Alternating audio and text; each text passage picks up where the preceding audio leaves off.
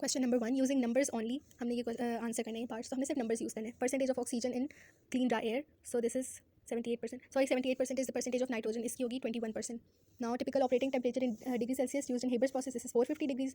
Then number of atoms in a diatomic molecule, so diatomic means 2 atoms, so it will be 2. Then maximum number of electrons in the second electron shell of an atom, तो ये 8 होता है. पहले वाले में 2 होंगे और second वाले में 8. Then number of hydrogen atoms in an alkane with 7 carbon atoms, so alkane का जनरल फॉर्मूला होता है CnH2n+2. तो जब हमारे पास कार्बन एटम 7 है तो हम देखते हैं कि उसमें हाइड्रोजन का क्या होगा, NH7, so C7H2 multiply by 7+2, so this will be C7H14+2 हो जाएगा, विच मीन्स कि H इज इक्वल्स टू 16. तो इसमें हाइड्रोजन हो जाएंगे 16. Then the number of particles in 1 mole in standard form, so this is Avogadro's constant 6.02 into 10⁻23. Question number 2. This question is about ionic compounds. So state what is meant by the term ionic compound. So ionic compound is an electrostatic force of attraction between the positive and negative ions. यानी जो भी oppositely charged ions होते हैं ना, metal और non metal ions, ये कुछ भी हमने से लिख सकते हैं, उनके बीच में जो इलेक्ट्रोस्टैटिक फोर्स ऑफ अट्रैक्शन होती है उसको आयनिक कंपाउंड कहते हैं.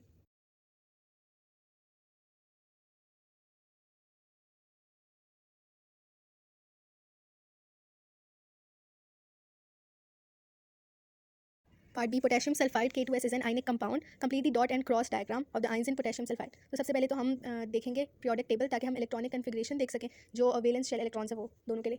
सो पोटेशियम के हैं 1 है और सल्फर के 6 हैं आउटर मोस्ट शेल में. तो ये हम अपनी इन्फॉर्मेशन के लिए डाटा कंप्लीट कर लेते हैं.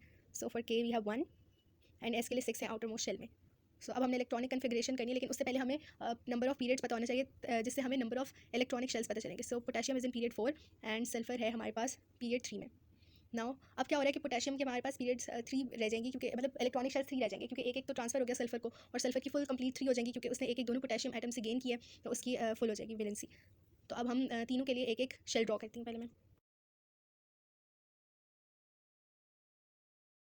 तो ये मैंने ड्रॉ कर लिया. अब मैंने फिल करना है इन्हें. तो कुछ इन्होंने ऑलरेडी शो किया, मैंने लास्ट इलेक्ट्रॉन शेल फिल करना है. तो पोटेशियम के पूरे पूरे होंगे, क्योंकि हमने जो डोनेट करना था वो तो 4th शेल से किया, तो 3rd शेल कंप्लीट होगा.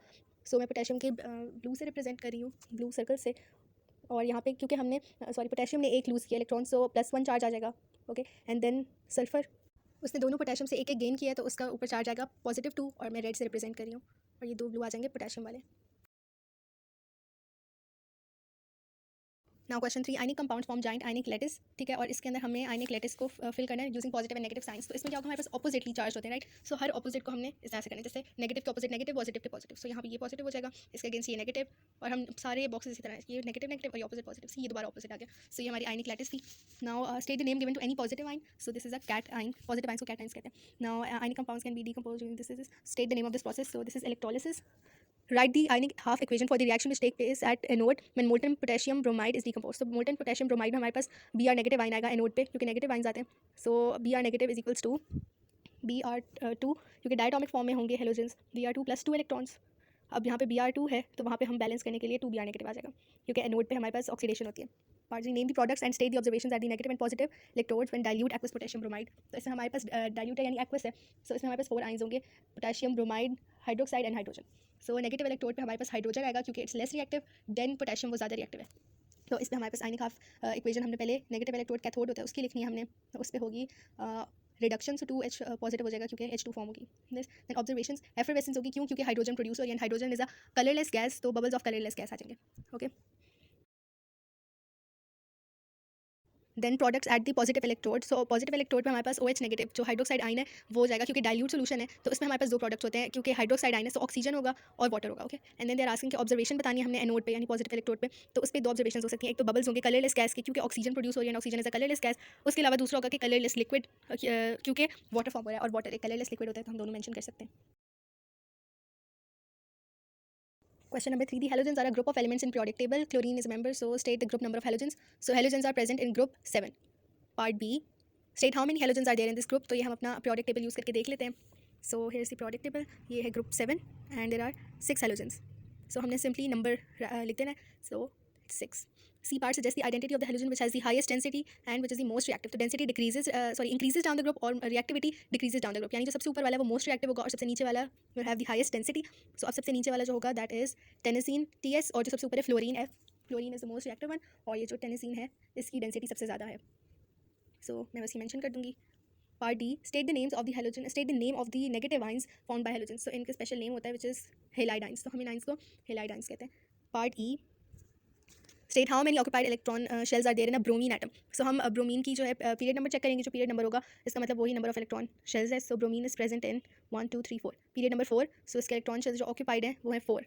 Name the noble gas which has the same electronic configuration is Br negative ion. Br negative मतलब उसने 1 इलेक्ट्रॉन गेन किया है ब्रोमीन ने और उसके वैलेंसी फुलफिल हो गई यानी 8 हो गई। तो अब हम देखते हैं कि सेम पीरियड में कौन सा, यानी 4 full outermost shells, sorry 4 full complete shells हैं, आउटरमोस्ट शेल भी complete. So it's krypton, a noble gas.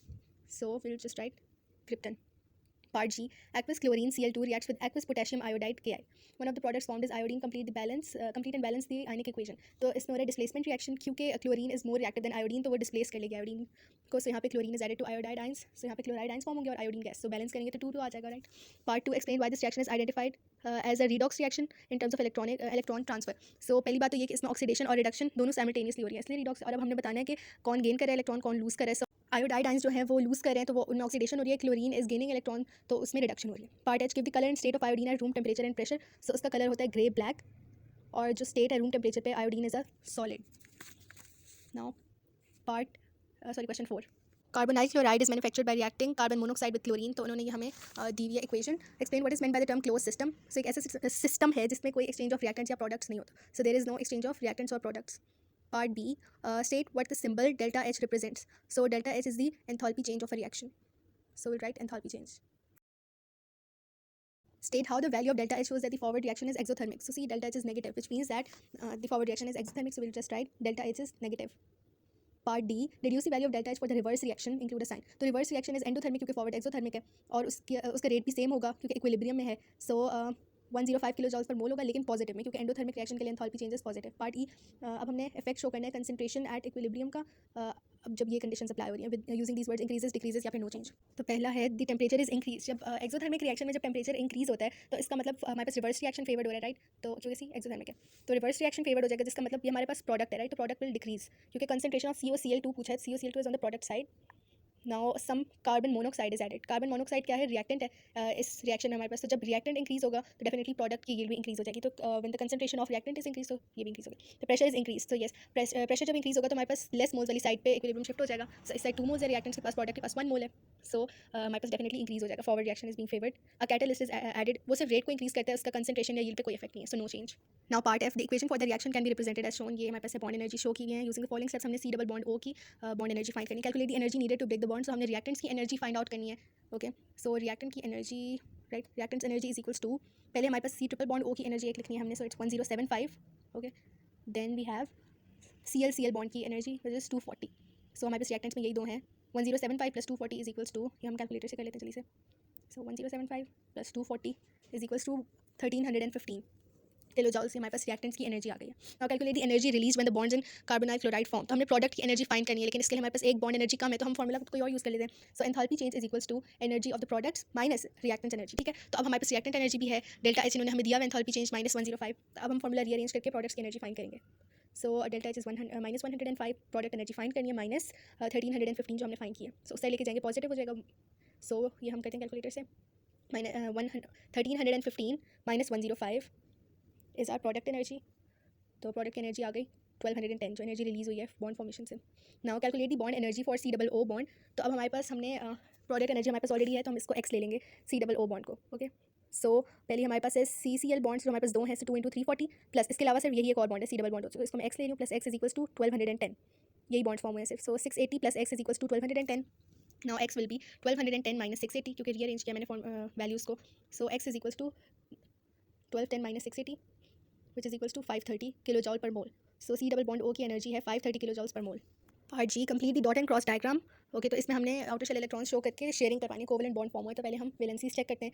So chlorine is present in group 7, हम बस ग्रुप नंबर लिखें ताकि हमें पता चल जाए आउटर मोस्ट इलेक्ट्रॉन में, आउटर मोस्ट शेल में कितने इलेक्ट्रॉन्स हैं। सो क्लोरीन में 7, then we have carbon, so carbon में we have 4 electrons, and then the last one is oxygen. Oxygen में हमारे पास है group 6, so 6 electrons in the outermost shell. तो अब हम देखते हैं कौन कितने शेयर कर सकते हैं। लेट्स स्टार्ट विद क्लोरीन से स्टार्ट कर लेते हैं। So chlorine can share 1 bond, ठीक है। तो एक क्लोरीन एक ही बॉन्ड बना सकती है, ओके। इसको मैं क्रॉस से रिप्रेजेंट कर रही हूँ, इसको सर्कल से एंड इसको डॉट से।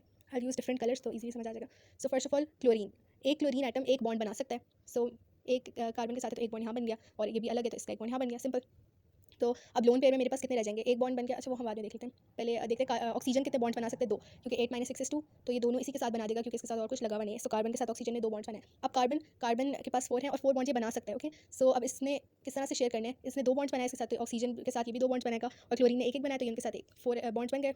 नाउ लोन पेयर्स हम देख लेते हैं। क्लोरीन में 3 लोन पेयर्स आएंगे, 6, क्यों, क्योंकि एक शेयर हो गया और 7 - 1 6 बचे फॉर ईच क्लोरीन एटम, सो ये 3 लोन पेयर्स हो गए। फॉर कार्बन 4 - 4 तो कुछ भी नहीं बचा, और ऑक्सीजन के लिए 6 - जो 2 शेयर थे 4, तो हमारे पास 2 लोन पेयर्स आ जाएंगे, यानी 4 इलेक्ट्रॉन्स आ जाएंगे, और कार्बन में there is no lone pair. बस ये था। Question number 5, manganese is the element with atomic number 25, यानी प्रोटॉन नंबर है 25, and then calcium is the element with atomic number 20, यानी इसका प्रोटॉन नंबर 20 है। अब हमने ये कंप्लीट करना है, ठीक है। सो इसमें प्रोटॉन्स हमें पता चल गया है, मैंगनीज जो है इसमें 25 है एंड कैल्शियम के पास 20। देन न्यूट्रॉन्स होते हैं न्यूक्लियन माइनस प्रोटॉन, तो न्यूक्लियन 55 - 25 30, इसके लिए 42 - 20 is 22। देन इलेक्ट्रॉन्स, क्योंकि ये न्यूट्रल है, कुछ साइन नहीं है ऊपर कोई, तो 0 हो जाएगी, एंड इसके अंदर +2 यानी 2 लूज करे, so proton -2 which is 18। Now suggest why manganese is expected to form coloured oxides. देखिए इसमें क्योंकि ये ट्रांजिशन एलिमेंट है, सो क्योंकि ट्रांजिशन एलिमेंट्स ही कलर्ड ऑक्साइड्स फॉर्म करते हैं, सो विल राइट के it is a transition element. Now, state which other property of manganese is shown in the formation of several oxides. So इन्होंने दिखाया है कि several oxides form करे different oxidation states के साथ. So it can form oxides with variable oxidation states. Part 3, state the formula of manganese 2 oxide, यानी manganese 2 मतलब Mn2 positive हो जाएगा and oxygen is O2 negative. So Mn2 positive and oxygen 2 negative. So 2 positive से 2 negative cut हो गया and simply the formula is MnO. Then Mn3O4 is found in an ore of manganese. Manganese metal can be extracted from Mn3O4 using aluminium as reducing agent. Define the term reducing agent. So reducing agent is a substance that reduces the other but itself becomes oxidized. So एक redox reaction में वो दूसरी जो substance होगी उसको reduce करवाएगा लेकिन खुद oxidize हो जाएगा.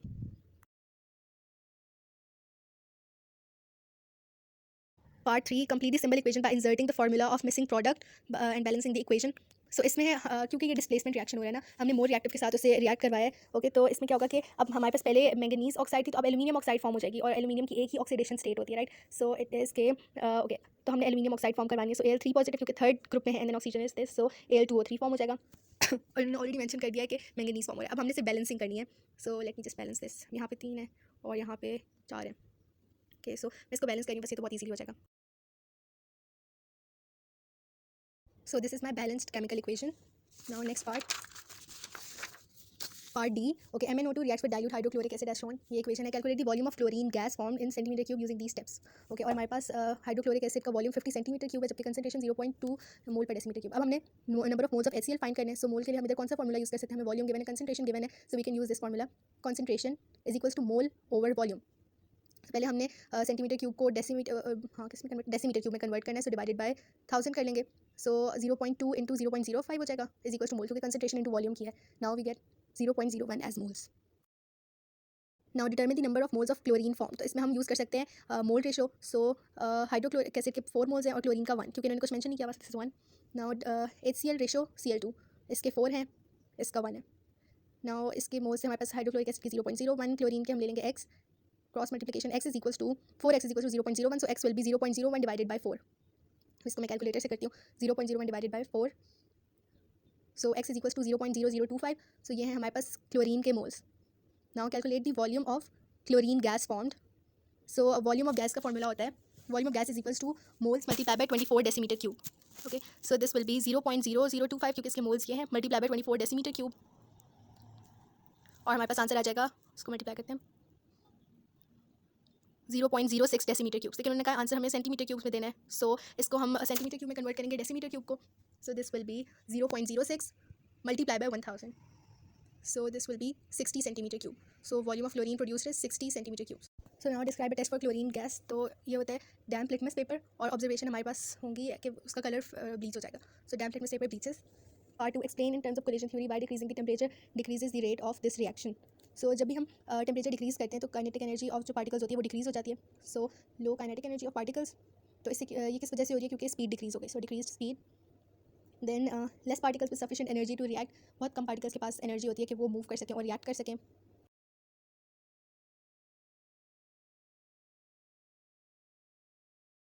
बहुत कम पार्टिकल्स होंगे जिनके पास एनर्जी होगी, एक्टिवेशन एनर्जी, जितनी एक्टिवेशन एनर्जी होती है, minimum amount of energy required by the reacting particles. ठीक है, तो less particles will have energy greater than और equal to the activation energy.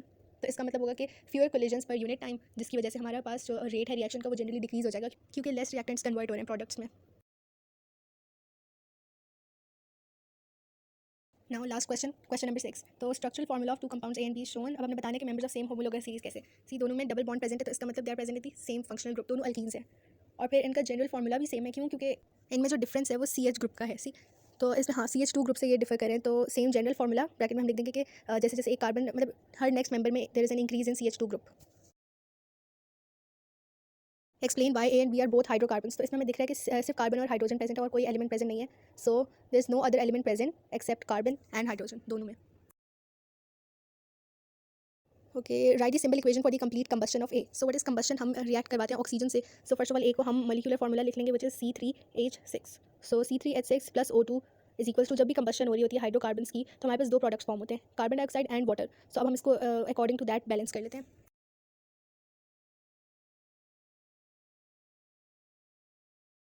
सो ये बन गई मेरी complete balanced equation. Deduce the empirical formula of A. तो उसका हमारे पास मॉलिकुलर फार्मूला था C3H6, तो हम दोनों को डिवाइड बाय 3 करेंगे तो ये आ जाएगा CH2। So simplest whole number ratio हो जाएगी CH2। Part E name compound B. So compound B has 4 carbon atoms, इसीलिए ये ब्यूटीन है, ये तो हमें पता है। लेकिन कार्बन जो सेकंड और थर्ड कार्बन के बीच में डबल बॉन्ड प्रेजेंट है, तो इसका मतलब है कि ये है but two ene, second structural isomer. So compound B is but two ene. F, a structural isomer of B is a member of same homologous series. Draw the displayed formula. तो structural isomer इसका मतलब कि वो सेकंड और थर्ड के बीच में डबल बॉन्ड था, इसके आइसोमर में फर्स्ट और सेकंड कार्बन के बीच में जो होगा वो डबल बॉन्ड होगा। तो हमारे पास जो मॉलिकुलर फार्मूला होगा वो सेम रहेगा C4H8। तो मैं मतलब स्टार्टिंग वाले दो कार्बन वालों के बीच में भी डबल बॉन्ड बना सकती हूँ और जो लास्ट वाले हैं उनमें भी एक ही बात है। सो अब मैं यहाँ पे हाइड्रोजन कनेक्ट कर देती हूँ, कार्बन के मैंने 4 बॉन्ड्स कंप्लीट करवाने हैं। So I am done with this. Now next part.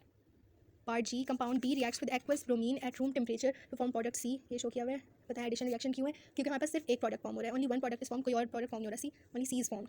Now describe the colour change in aqueous bromine during this reaction. तो हमारे पास सिर्फ एक ही कलर चेंज होता है, ब्राउन टू कलरलेस, क्योंकि पहले ब्रोमीन थी उसका कलर ब्राउन था, फिर उसका कलर फेड हो गया तो वो कलरलेस हो गई। Name product C. तो प्रोडक्ट सी हमारे पास ब्यूटीन और ब्रोमीन के रिएक्शन से जो हमारे पास प्रोडक्ट आएगा, लेकिन ये होगी डाइब्रोमो ब्यूटीन तो है, लेकिन कौन सी 1,2 डाइब्रोमो या 2,3 डाइब्रोमो, ये कैसे पता चलेगा? डबल बॉन्ड की पोजीशन से। डबल बॉन्ड बीच में 2 और 3 के बीच में प्रेजेंट है, सो this is 2,3 dibromo butene. Sorry मैंने ब्रोमीन लिख दिया, this is not bromine, this is butene. So 2,3 dibromo butene. Under certain conditions, 1 mole of B reacts with oxygen to form 2 moles of carboxylic acid D. Carboxylic acid D has 2 carbon atoms. Draw the displayed formula. So 2 carbon atoms किसमें होंगे? Ethanoic acid में.